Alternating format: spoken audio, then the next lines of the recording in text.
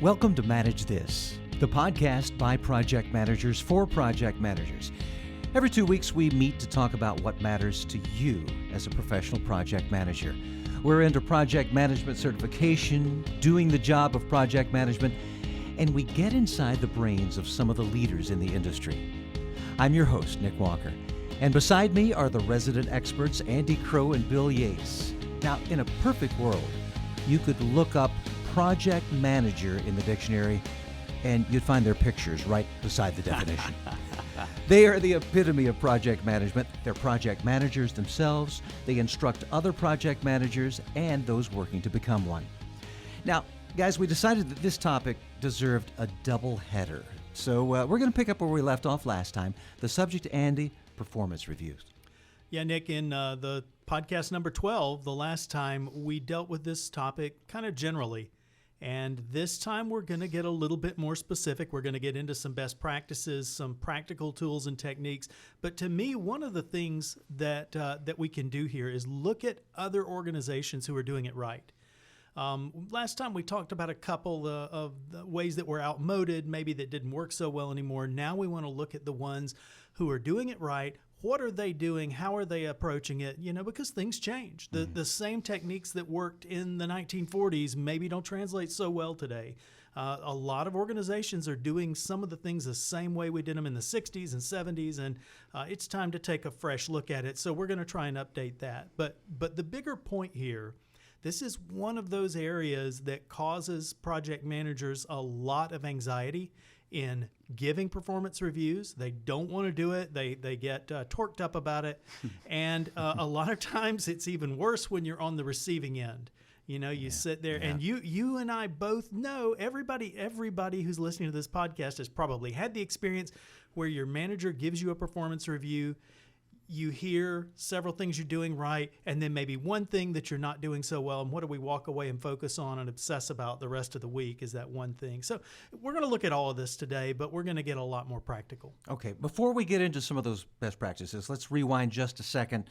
Talk about maybe what sets a good performance review apart from a bad one. Last time we talked about the old school we we're all familiar with, the annual review, the bell curve. Now we're talking about a new way, less formal, more frequent reviews.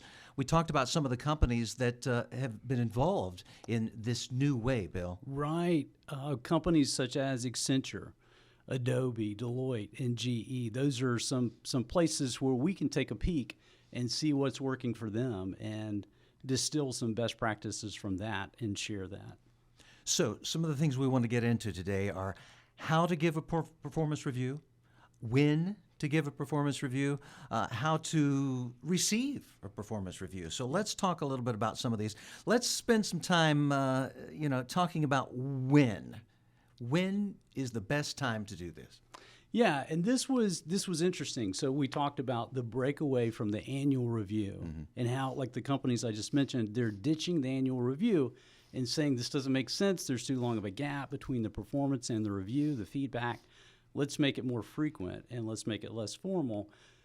Quarterly seems to be the rhythm that is coming out in most cases. However, we talked about in our first episode some of the agile practices and some of the things that we saw with that. Andy mentioned some of the rhythms that are built into agile and the retrospectives that are done there and even the daily stand-ups. So I think the challenge for the project manager is to look at their business, to look at their projects and think about, all right, what makes sense? When is a logical place for me to stop and have a review, have a conversation with team members?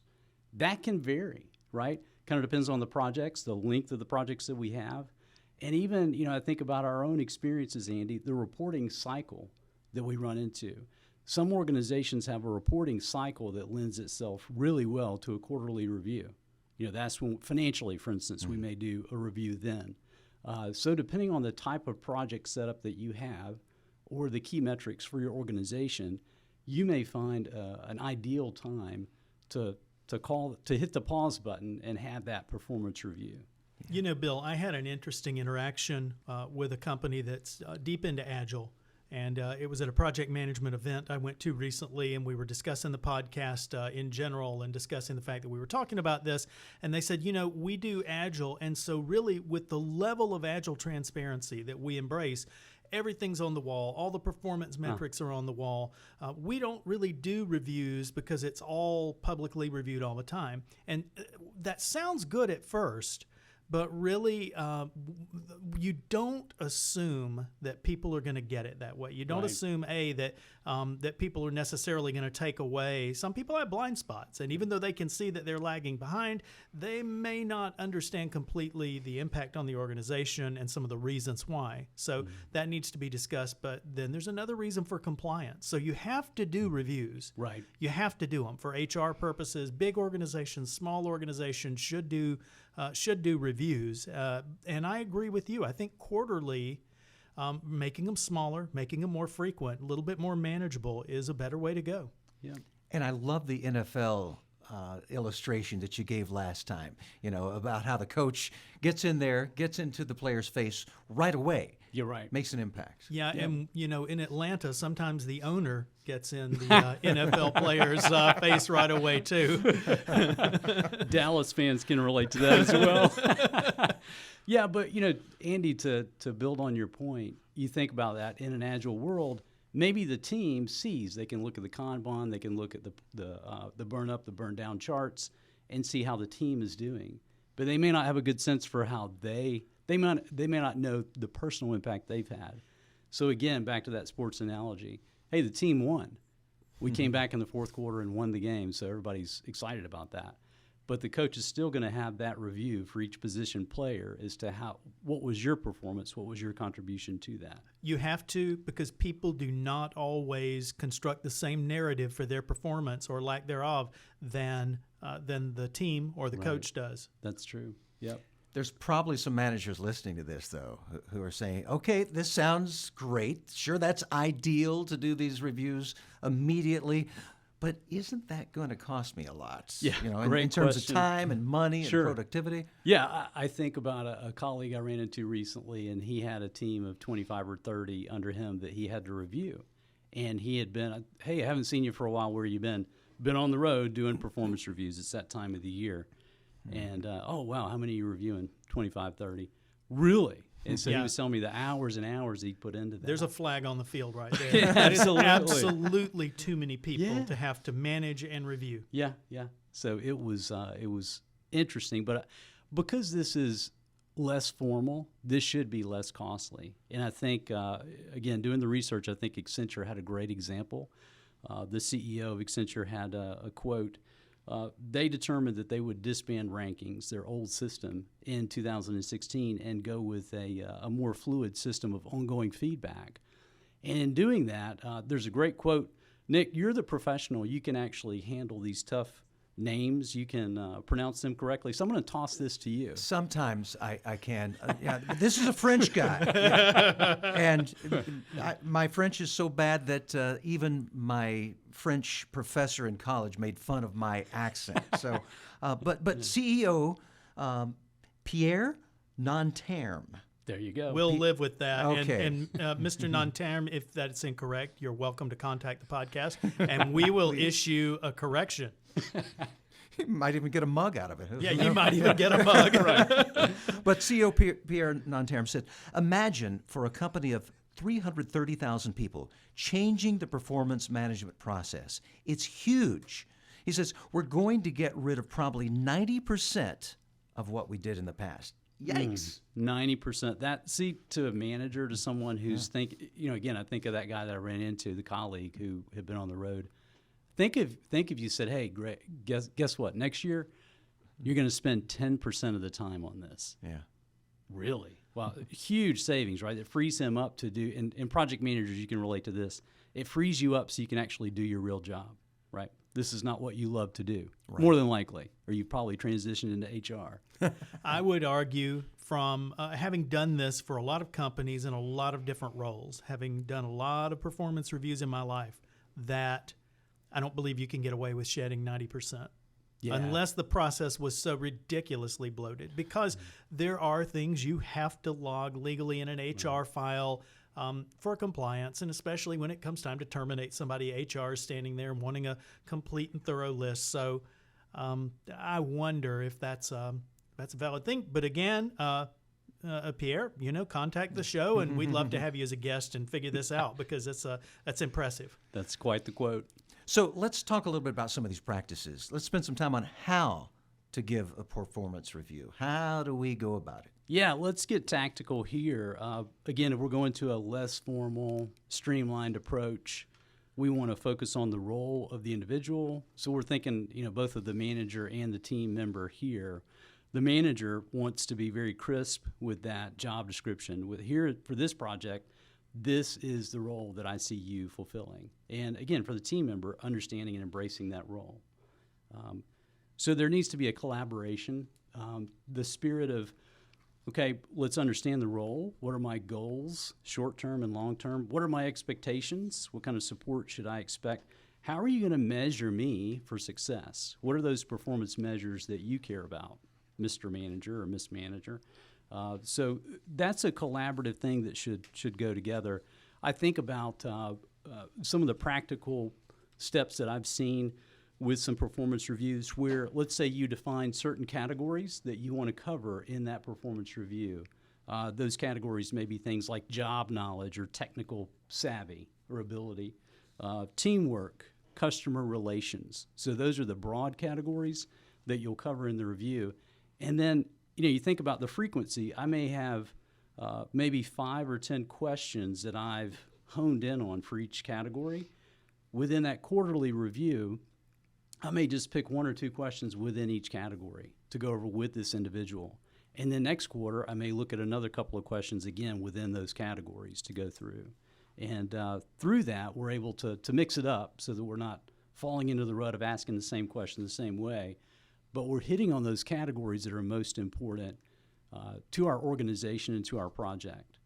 One thing that I respect in Andy is he has a clear mission statement and vision for the company, for Velociteach. We have 5 core values. So our performance reviews are tied to those 5 core values. So again, how do I embrace that as a project team leader, as a project manager? Are there certain things that are important to my organization that we need to evaluate on? And then within the project context, are there big ideas there that we need to include in that review as well? Bill, I love the fact anytime you can make these objective, it's wonderful. Anytime you can help somebody clearly see the target and know what their expectations are, because so many times people walk into a performance review, they're unclear that something is expected of them or what's expected, and to make those objective and measurable is wonderful. I'll say this, though. Sometimes it just needs to be a qualitative, sort of subjective measure. And I remember one of my first jobs was co-oping with IBM. And it was a great job back in college. And IBM had an interesting experiment that went very south when they tried to make everything qualitative. They told programmers that you are going to be evaluated and, in fact, compensated based on lines of code. Wow. And that sounds like a great idea. I'm going to be writing a lot of code. Well, and now you, having been a software developer for a long time in my career, I'm well aware you can do things in one statement, or you can break that up into 7 or 8 or 10. So I have to ask you a question. Which was this like golf, or was this like playing cards? In other words, were they wanting you to write many lines of code? You got compensated for more lines of code or less? And the funny thing was, they knew. So they knew that it took so many lines of code on average that a programmer could do X number of good lines of code a day. So they said, okay, we're just going to tell you if you can increase that throughput, like an assembly line. If you can increase that and do X plus 20%, then we're going to compensate you more. And people did deliver X plus 20%. I'll bet they did. So it's funny because IBM's trying to increase efficiency, and it turns out and backfires upon them because what they're actually doing is decreasing efficiency through that very practice. I think sometimes, ideally you have a team you can trust, you have people that you like to work with, and you qualitatively orient them toward the mission and then give them as objective as you can and clear feedback on how they're doing toward that. One of the things that you guys have done is learn from others. You know, you look at other companies, what they're doing, look at their best practices. Are there any that jump out at you? Yeah, right off the bat, I think about an approach that Adobe took. They ditched the annual review for what they call the check-in, and I'm using air quotes if you can't see that. So let's have our check-in. And there are three elements to Adobe's check-in. They have expectations, secondly, they have feedback, and then third, they have growth and development. So the first, expectations, that's what you would expect. This is a collaborative process. This is a conversation between the manager and the employee, the team member, to set clear expectations. Now, I like the idea of the employee going first, team member goes first, and describes, here's my understanding of my role for this project at this time. These are my expectations. This is how I think I'm going to be measured for success. So they write it out first, and then the manager takes a look at that and agrees or realigns, has a conversation to make sure that expectations are proper or set. Then they move into a cadence of feedback. So in this case, it's quarterly. They do the quarterly check-in. They're, again, looking at expectations and looking at the progress that's been made, what the status is on the assignments within the project, those growth areas. And then growth and development, the third area. Adobe takes the stance, and I like this, they say the employee owns her career path, or the employee owns his growth and development. They're responsible for it. The individual is responsible. So it should be an ongoing conversation between the team member and the manager. Here's where I see myself moving forward in the company. These are my growth goals. How can you help me achieve that? And Bill, there's one word that jumps out at me in this whole process, and that is realigns. The manager takes all of this stuff, incorporates it, and realigns back, because you have to do that regularly. The same expectations that the employee had 2 quarters ago or a year ago may be completely off today, or may just be slightly off. They just need recalibrating all the time. You have to recalibrate everything. Right. That's true. Nick, it's funny you're asking about other examples. The next one that comes to mind is it's a practical tool to help with this realignment and to help with this recalibration. And there's an app for that. So of course there's an app for that. Some of the research we did, it was very interesting to see that GE, again, they're another company that's ditching the annual review and going with a less formal, more frequent process. Theirs is called a touch point. Again, the air quotes. We have a touch point. And with that, their goal is to have continuous dialogue and shared accountability. And they do that by holding these regular, informal touch points to, again, check up on priorities and realign as needed. But what's interesting, a little twist, that when you read through, they've developed an app internally to help people capture feedback, both positive and constructive, for the team members. And it's both for the manager to use and for peers to use. So think about this. You're working on a project, and let's say I see Nick handle a really sticky customer situation. You know, we've rolled out, let's say we delivered something to the customer, a partial delivery of the overall end of our project, and customer gets it and goes, whoa, guys, you totally missed it. And Nick jumps in, he does some problem solving, he goes on the whiteboard, figures out, where did we miss the bat? Okay, maybe we missed one of the requirements. Handles it beautifully. So in the moment, I can go, wow, Nick, you did a great job. I can take a picture, with my phone, whip the phone out, take a picture of the whiteboard drawing that was brilliant. Maybe I capture the email that you sent to the customer that diffused things or calmed things down. And in my app, I just record that on your record. So now I've got something that I can go back to, a month later or 2 months later and go, Nick, you remember back on this date when this issue came up? Man, you did a great job with this. So you can think, that's a positive example. You can think of constructive examples as well. So both for peers and for managers, they can use the app and apply things to Nick's record so that we can have, in the moment film, again, game film, to look back at. It's outstanding because a short pencil beats a long memory.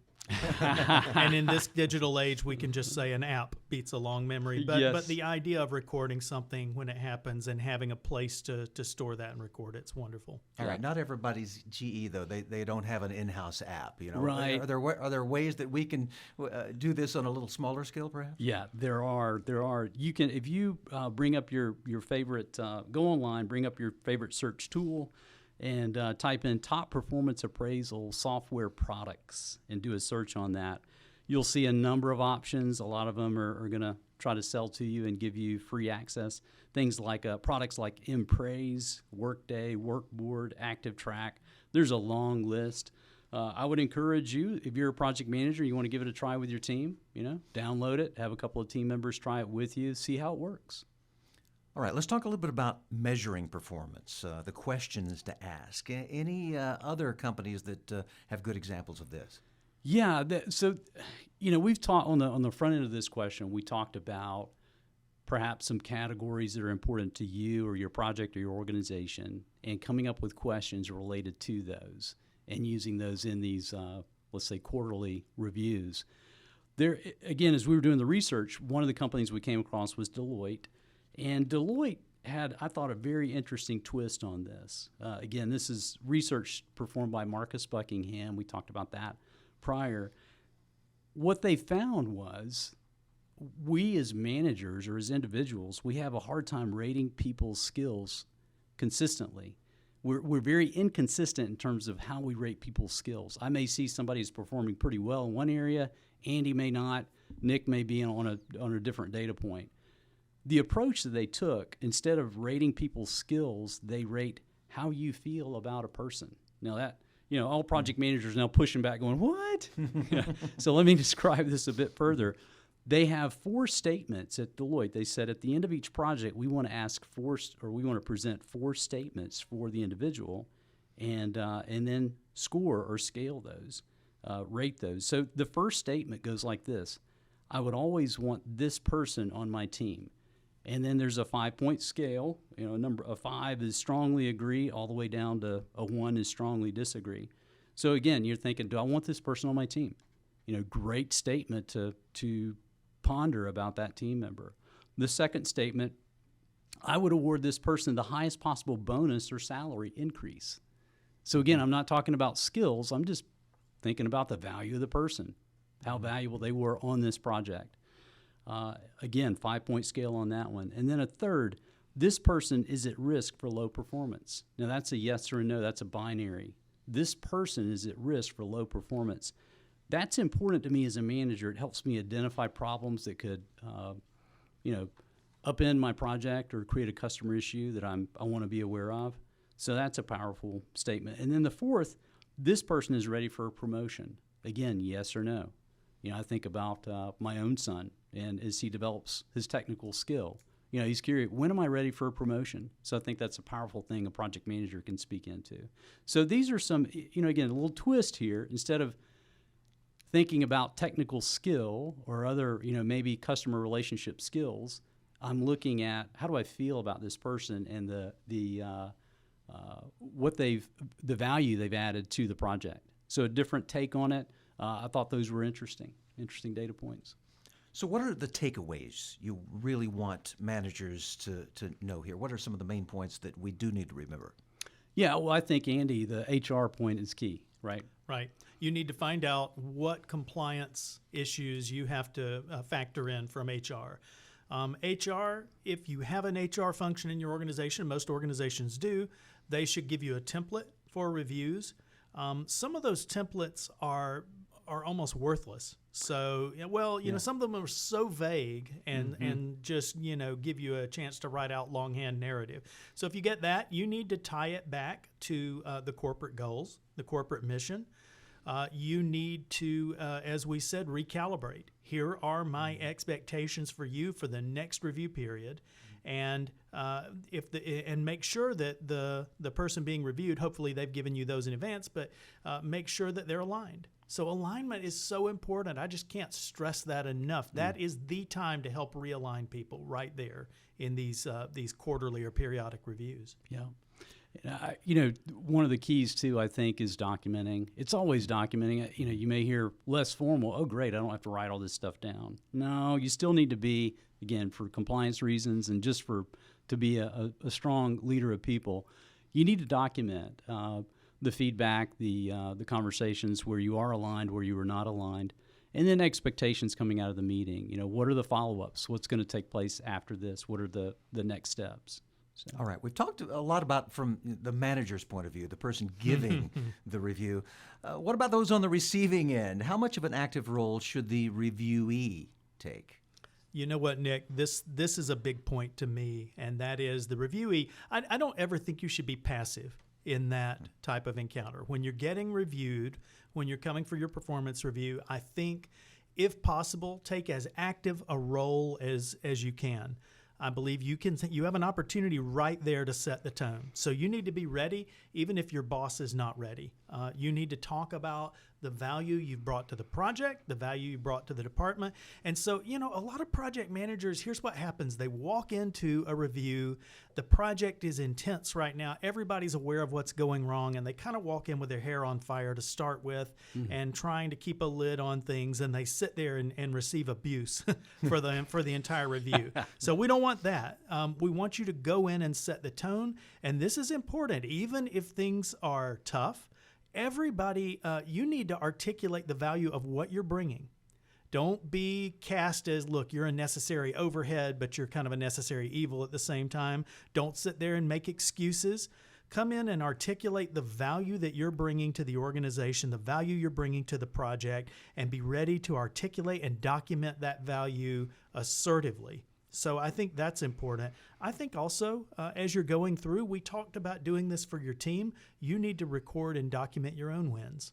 So as they come in, you need to be aware. People will be quick to tell you in your performance review the areas where you've made mistakes and done things wrong. What you're going to do is be ready to articulate what has gone right, what value you've brought, and be ready to state that. You're actively managing your career.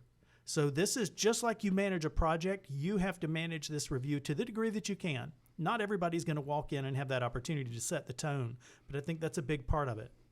Absolutely. And, for me, I think this is a moment for self-awareness.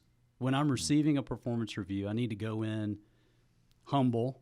That may be very easy. Maybe I just blew a few key things, deliverables or whatever. But you want to be completely open and have an attitude of, I'm going to grow from this. There may be, again, to Andy's point, there may be, I hear those 3 good things that happened, and that's great. And then I hear the one thing that's constructed that I can grow in. That's great too. So to me, it's like a moment of self-awareness. You know what, Bill? This is the key to me. This is the time when you get a chance to develop self-awareness. You get it. Nobody develops self-awareness, well, almost nobody, by sitting down and reflecting upon themselves. You get it through the feedback and encounters with others and knowing what to internalize and what to listen to and what to discard. And sometimes you have to do that. You have to be very careful in receiving this feedback. But this is how it develops right here, is getting feedback from your team, feedback from your manager, feedback from your peers, et cetera. It's funny, Nick, you're always asking what books we're reading, and Andy and I have both been reading through Creativity Inc. recently, and I remember Ed Catmull has a point in there about we all have blind spots, and as leaders, the higher up you go, the more difficult it is for you to hear the truth from the team. Right. And we all know we have blind spots. So when I go into a performance review and as I'm receiving that feedback, I want to be able to ask that manager, hey, help me understand, what are my blind spots? When am I doing things that impact the rest of the team and I'm totally unaware? What good things am I doing that I need to continue? And when am I really bringing the team down? You know what, Bill, to this point, I heard a story years ago that really impacted me on this. And I hadn't thought of it until right now. But there was a lady born in Papua New Guinea, and she was born in a tribe of the bush. And she actually ended up being raised in civilization. But she went back to go kind of rediscover her heritage. And when she did, they started talking to her. She said, how do I know what's safe to eat? And they said, well, that's a great question. Here's how you do it. You'll take a little leaf and something that might look nutritious. And at first, maybe you just kind of rub it on your skin and see if your skin reacts. And then the next day, you might touch it to your lips. And the next day, you might chew it up but not swallow it. And then you'll take a very small bite and actually swallow it. And over time, and you're testing to see how it's going to react with your body. Same thing with review and feedback from others, because you don't just swallow everything people tell you about your performance. You take it in small doses. You're very careful about what you internalize. But at the same time, it's important not to skip it completely. You need to interact with these comments and these words from other people. It's hard. I think early in my career, I took things way too personally when people would give me feedback. And I would listen to feedback that sometimes ended up not being nutritious. You know? And then at the same time, you can discard things that you really need to listen to and need to be internalizing. It takes years for us to kind of figure out what to listen to and what to discard. It's a great analogy. I love how you guys take those analogies from things that you have read elsewhere and able to apply them to a lot of different scenarios. So you got to be well-read to do that, and I'm always impressed at how well-read you guys are. Let's talk a little bit about some of the books that you're currently into right now. The one that I'll bring up, and I think I mentioned this in earlier as a good resource earlier. There's a book called The First 90 Days, and it's relevant to the conversation we're having now, especially from the standpoint of the person who's receiving a performance review. The gist of that book is if you're starting in a new role, then this book gives advice on how to begin that. And it talks about advice for the first 30 days, 60, and 90 days. So that book, I think, is very relevant to the conversation we're having now. That is a fantastic book. I've got a friend who just took over a job as CEO of a healthcare system, and at that level, and this is a multi-billion-dollar organization, and he actually went through this book and took the lessons out of it. So I couldn't agree more. Nick, I got nothing to apply here. I'm working on my Spanish right now, and I'm reading the selected poems of Pablo Neruda in Spanish and trying to understand them. So that's it. But I don't know that helps with performance reviews or project management. But it's going to make for an interesting podcast in the future when you can recite a little of that Spanish poetry. Yeah, we'll do that. We'll have a reading. I love it. Hey, Andy and Bill, once again, thank you for your expertise and your willingness to pass it on. You know, last time we asked our listeners to give us a performance review, and yes, we mean that. Tell us what you like and what you'd like to hear in the future on this podcast. Visit us at velociteach.com/managethis to contact us, to subscribe to this podcast, or to see a transcript of the show. And tweet us at manage_this if you have any questions or if you know of someone who would be a perfect guest on the show. Andy Crowe, Bill Yates, thanks as always. That's it for us here on Manage This. We hope you'll tune back in on July 19th for our next podcast, when we'll be talking with Tim Kelly, the Executive Director of Technology at McKesson. That's all for this episode. Talk to you soon. In the meantime, keep calm and manage this.